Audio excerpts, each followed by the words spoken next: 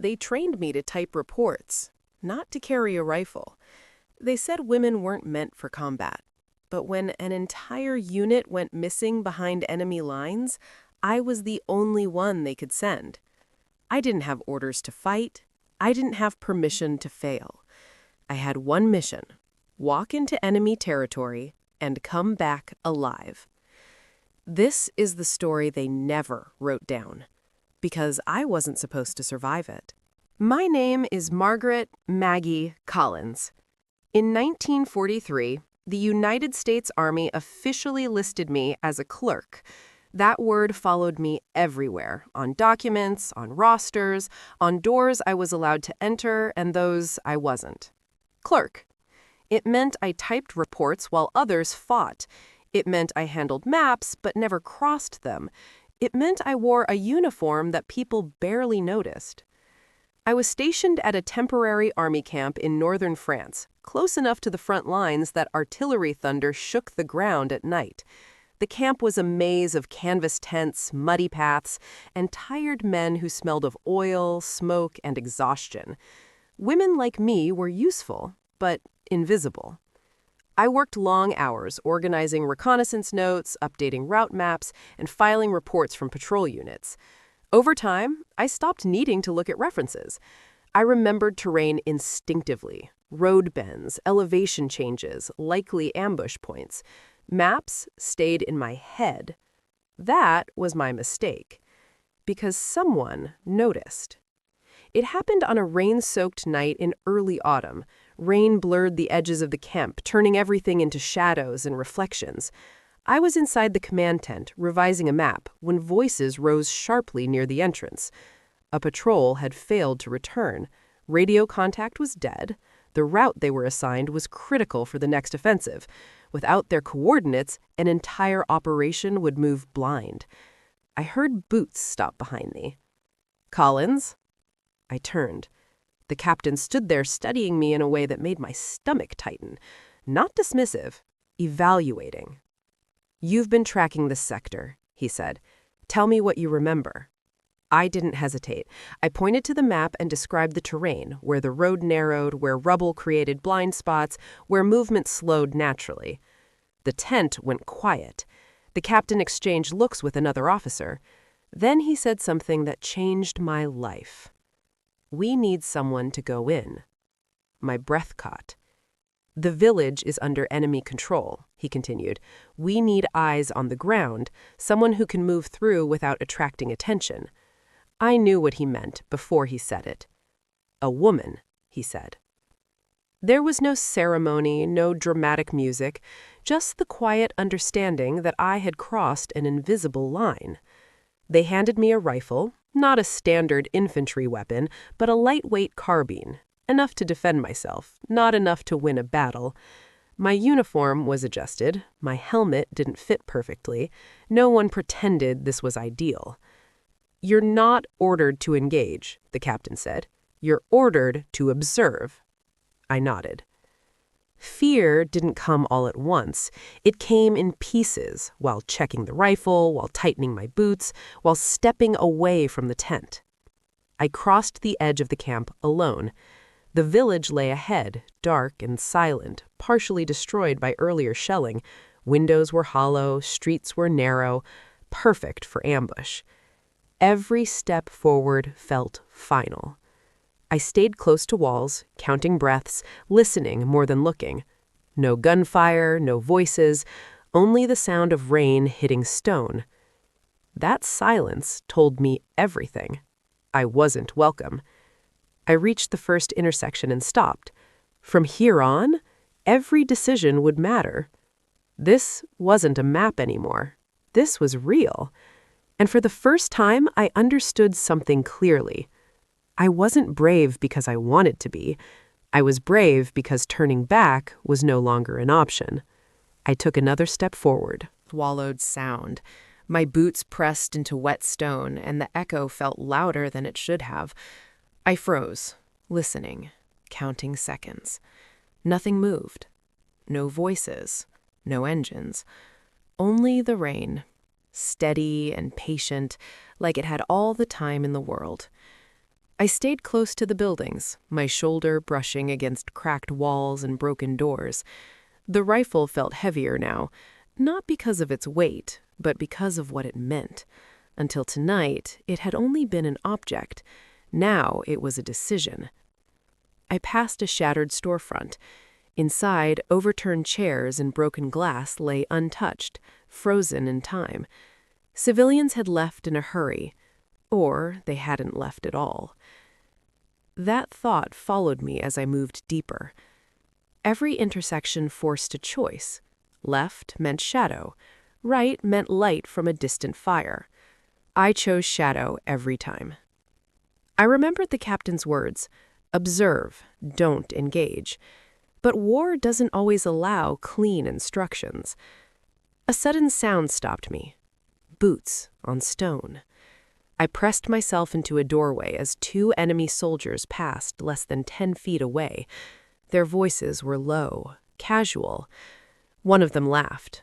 I couldn't understand the words, but I understood the tone. Comfortable, unafraid. They didn't see me. Not because I was hidden well, but because they weren't looking for someone like me. That realization was both terrifying and powerful. I moved again, slower now, controlling every breath. My heart hammered, but I forced my face to stay calm. Panic was noise. Control was silence. Near the center of the village, I saw it. Movement near a collapsed building. A flicker of motion, then stillness. I crouched, lifting the rifle slightly. Another movement. This time, closer. I waited. A shadow separated itself from the darkness. A figure stumbled forward and nearly collapsed. I raised the rifle instinctively, then stopped. The uniform was an enemy. It was American. I rushed forward, catching him before he fell. His face was pale, streaked with dirt and blood. His breathing was shallow, uneven. "You're safe," I whispered, though I wasn't sure it was true. He looked at me in confusion. His eyes struggled to focus. "Oh, woman?" he murmured. I almost smiled. There were others. I found them one by one. 3 survivors hiding in the ruins, wounded and exhausted. Their patrol had walked straight into an ambush. The rest hadn't made it. I memorized their position, the surrounding streets, the enemy patrol patterns. Everything I had come for. Then something changed. Gunfire cracked the silence. Too close. A shout followed, then another. They had been spotted. Not me. The wounded soldiers. Enemy boots thundered against stone. I had seconds to choose. Observe or act? I fired. The sound tore through the night like a scream. The recoil surprised me, but the shot landed. 1 enemy soldier fell. The other scattered, shouting orders. There was no going back now. I dragged one of the wounded men deeper into cover, firing again, not to hit, but to slow them. My hand shook, but my mind didn't. Everything narrowed into motion and distance and time. I wasn't invisible anymore. I was a threat. The soldiers returned fire. Bullets chipped stone inches from my head. I pressed myself flat, heart pounding so hard it felt painful. This wasn't the plan, but survival rarely is. I saw a narrow alley to my left, dark, barely wide enough to move through. If I could draw the enemy away, the wounded might have a chance when reinforcements arrived. I made my decision. I ran. Boots pounded behind me as I disappeared into the alley, firing once over my shoulder. The walls closed in, the darkness thickened. I slipped once, caught myself, kept moving. My lungs burned, my legs screamed. A bullet struck the wall beside my head, spraying stone dust into my face. I burst out of the alley into a small courtyard and stopped. 3 enemy soldiers blocked the exit. There was no cover, no shadow, only light from a burning vehicle illuminating everything. For a moment, No one moved. They stared at me. I stared back. They hesitated, not because they feared me, but because they didn't understand me. A woman, in uniform, with a rifle? That hesitation saved my life. I fired first. The sound exploded inside the courtyard, louder than anything I had heard before. The recoil slammed into my shoulder, and the flash burned my vision for a fraction of a second. When my eyes adjusted, one of the enemy soldiers was down, collapsing backward onto the wet stone. The other two reacted instantly. One dove for cover behind a low wall. The other raised his weapon, firing blindly. Bullets tore through the air, smashing into the building behind me. Stone fragments sprayed my face and hands. I moved without thinking. I dropped to one knee, rolled behind a broken cart, and fired again. The shot didn't hit, but it forced him to duck. That was all I needed. I ran. The courtyard emptied into a narrow passageway cluttered with debris. I pushed through it, heart pounding, lungs screaming for air. Every step felt heavy, like the ground itself wanted to pull me down. Behind me, voices shouted, boots followed. I turned a corner and nearly collided with a wall of fire. A half-destroyed truck burned at the end of the street, flames licking upward, smoke choking the air. The heat pressed against my face. There was no way through. I spun around. The soldiers were close now. I could hear their breathing, their urgency. They knew exactly where I was. I ducked into a shattered doorway and climbed, scrambling up a collapsed staircase, pulling myself through broken beams and splintered wood. My hands burned from the effort. My uniform tore, but I didn't stop. I reached the second floor and crawled across unstable boards until I found a window overlooking the street below. I looked down. The soldiers spread out, weapons raised, scanning the shadows. One of them paused and looked up. Too late. I fired. He fell. The remaining soldiers shouted, firing wildly at the building. Bullets tore through the wall inches from my head. I dropped flat, covering my neck, waiting for the sound to stop. Silence followed. I stayed still, barely breathing. Then I heard a whistle, a signal. More of them. This was no longer about escape. This was about staying alive long enough to finish the mission. I slid down the far side of the building, landing hard in an alleyway. Pain shot through my ankle, but it held. I limped forward, forcing myself not to slow down. My mind raced. I had the coordinates, I had located the survivors, but if I died here, none of it mattered. I needed to get out. I moved toward the edge of the village, staying low, using shadows, forcing my breathing into a steady rhythm. Twice I froze as patrols passed nearby. Once a flashlight swept across my boots, but didn't linger. Again, I was saved by expectation. No one expected a woman. Near the outskirts, I heard a faint sound. 3 short clicks. American. I dropped to one knee and answered with 2. A shape emerged from the darkness, a U.S. soldier, rifle raised, eyes wide with disbelief. "Jesus," he whispered. You're the one?" I nodded. Within minutes, more shapes appeared, reinforcements, the patrol sent to retrieve me after gunfire was reported. They didn't ask questions. They moved fast.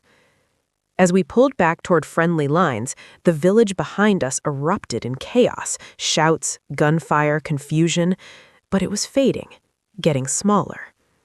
The adrenaline drained all at once. My hands started shaking. My legs felt weak. I hadn't noticed the blood on my sleeve. Someone else's, not mine. At the camp, medics rushed forward. Officers crowded around, voices overlapping. Someone took my rifle. Someone wrapped my ankle. I stared at the ground.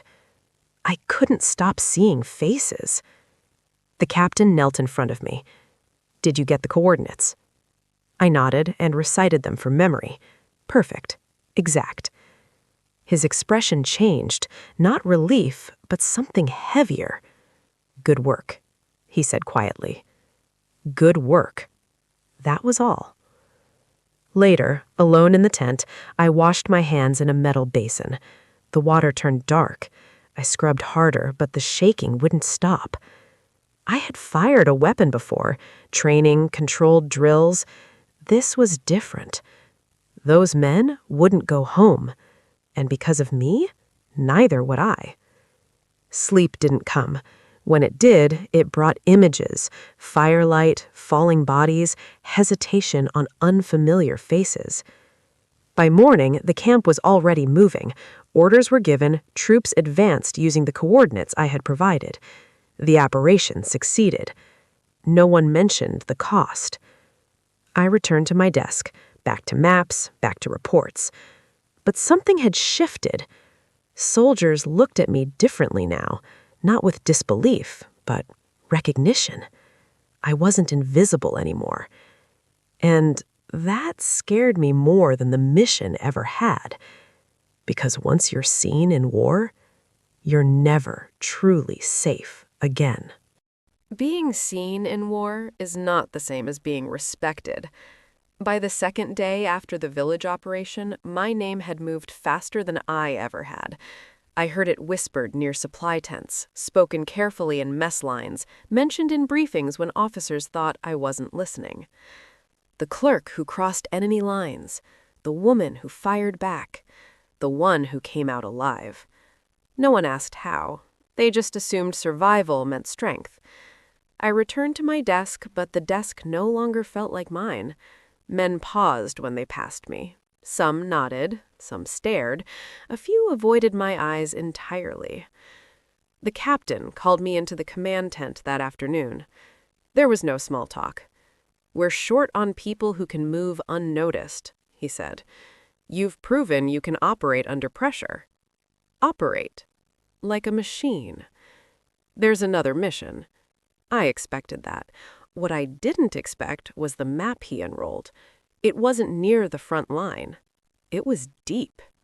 Enemy-controlled roads, active checkpoints, a courier route suspected of carrying intelligence that could compromise multiple Allied operations. "They're using civilian cover," he continued. "We can't intercept openly." I understood before he finished. "You want me to replace the courier." He didn't deny it. The plan was simple, in theory. I would move through occupied territory disguised as a civilian worker, carrying information meant to lure enemy command into exposing the route's endpoints. If successful, it would allow Allied forces to dismantle the network entirely. If discovered, no one said the words. They didn't need to. That night, I traded my uniform for plain clothing. A dark coat, worn shoes, a scarf to hide my hair. The rifle stayed behind. No weapon this time. Only papers sewn into the lining of my coat and instructions memorized down to the smallest detail. I crossed the perimeter before dawn. Civilian roads are different, louder in small ways. Carts, voices, life continuing under the shadow of occupation. I kept my head down, my expression neutral, my pace unremarkable. At the first checkpoint, a soldier stopped me. He looked bored. He glanced at my papers, then at my face. His eyes lingered a moment too long. "You're far from home," he said. "So are you," I replied quietly. He studied me, then waved me through. I didn't breathe properly again until I was out of sight. The second checkpoint was worse. More guards, sharper eyes. A woman stood out here, not because she was unusual, but because she was vulnerable. That made me suspicious. I forced myself not to rush. Fear is visible. Calm is camouflage. When I reached the safe location marked on my mental map, it wasn't safe anymore. The building was occupied, lights burned inside, a vehicle idled nearby. The plan was compromised. I turned away slowly, heart pounding, adjusting my route on instinct. Every wrong step now meant capture. Every delay increased the risk. Halfway down a side street, someone grabbed my arm. I reacted before thinking, twisting free, stepping back, raising my hands. It was a woman. Older, thin, eyes sharp with urgency. "Don't stop," she whispered. "Walk." We moved together, not looking at each other. "They're watching the house," she whispered under her breath. "You were expected yesterday." I swallowed. "Where do I go?" She gave me an address. Then she disappeared into a crowd as if she had never existed. I followed the new route, every nerve alive. The address led me to a schoolhouse. Empty, dusty, desks overturned. Inside, a man waited. He didn't introduce himself. He didn't need to. "You're late," he said. "So are you." A pause, then a faint smile. I passed the information. He listened, nodded once. "Now you leave, alone." I didn't ask why. Leaving was harder than entering. The checkpoints were tighter now. Word had spread. Something was wrong. I felt it in the air, in the way soldiers stood straighter, questioned longer. At the final checkpoint, a guard stopped me and called another over. They spoke quietly, glancing at me. One reached for my coat. Time slowed. If he searched the lining, it was over. I met his eyes, not pleading, not defiant, empty. Boring. He hesitated. Then a truck roared past, drawing attention. Someone shouted orders. The moment broke. They waved me through. I didn't walk.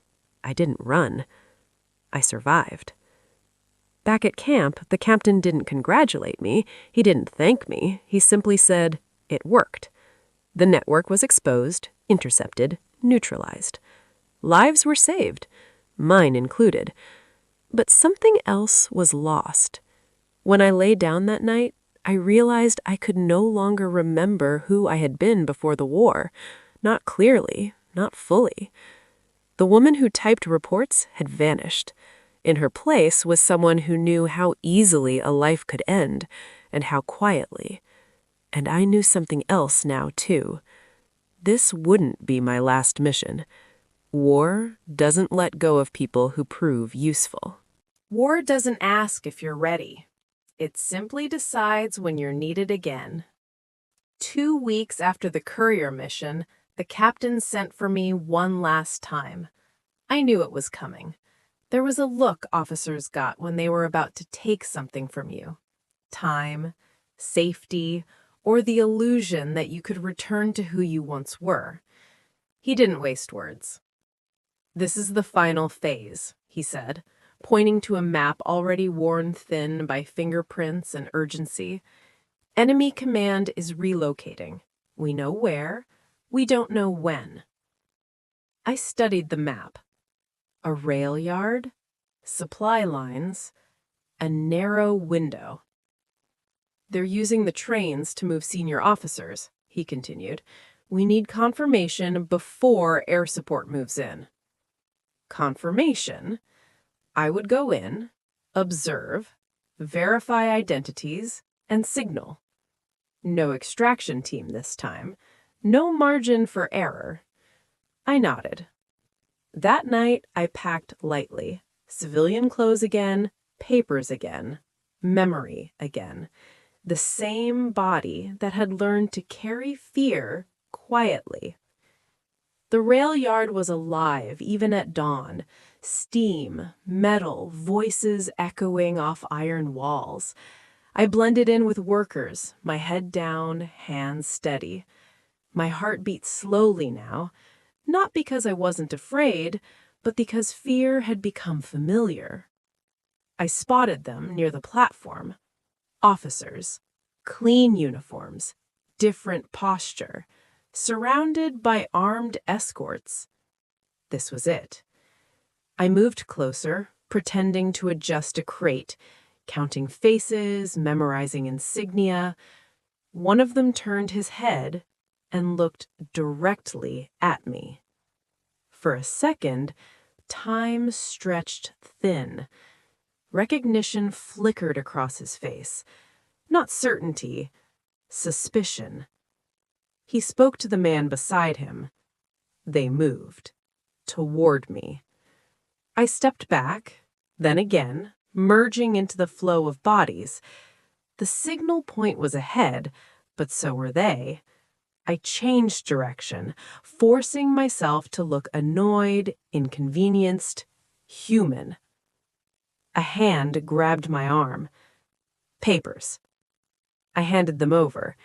He examined them slowly. Too slowly. I met his gaze, empty and unremarkable. Behind him, a whistle blew. Orders were shouted. The platform erupted into movement. He hesitated. That hesitation was everything. I slipped away, pushing through the crowd, moving faster now. I reached the signal point, heart racing, hands shaking as I activated it. Done. Now, I just had to leave.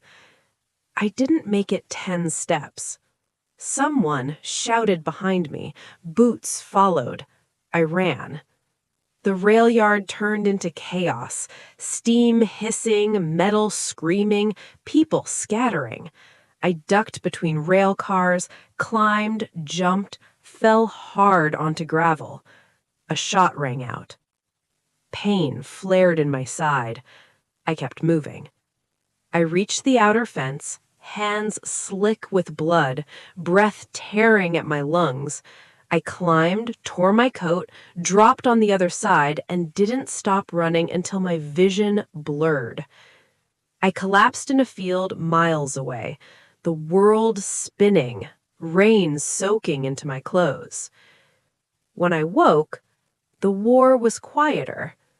The rail yard had been destroyed, the officers were gone, the mission was a success. They told me later that air support arrived exactly on time. They told me I had done my duty. They didn't tell me what to do with the silence that followed. The war ended months later. People celebrated in streets I barely recognized. They hugged strangers. They talked about futures. I returned home. I tried to teach again. Standing in front of a classroom felt harder than facing a checkpoint. Chalk shook in my hand. Children asked questions I couldn't answer. At night, I still heard trains, still smelled smoke, still counted exits. People called me brave. They said I was lucky. They didn't see the cost. Years later, when someone asked what I did during the war, I said what I was always supposed to say. I helped. That was enough, because some stories aren't meant to be loud. Some are meant to survive quietly, just like the women who carried them.